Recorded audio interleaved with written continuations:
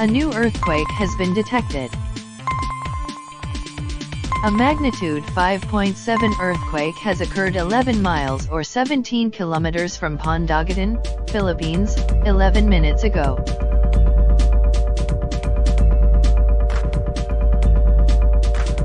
This earthquake was located near latitude 6.46 north, longitude 126.30 east, and has a depth of 49.09 miles, or 79.00 kilometers.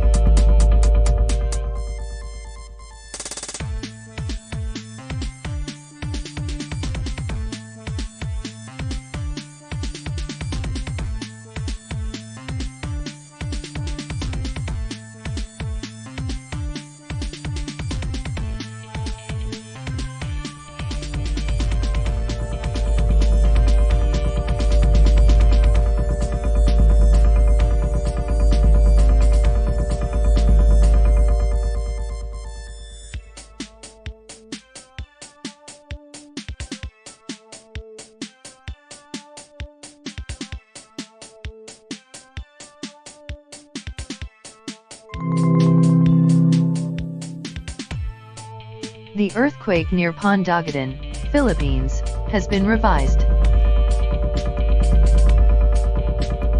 These are the parameters that have been revised.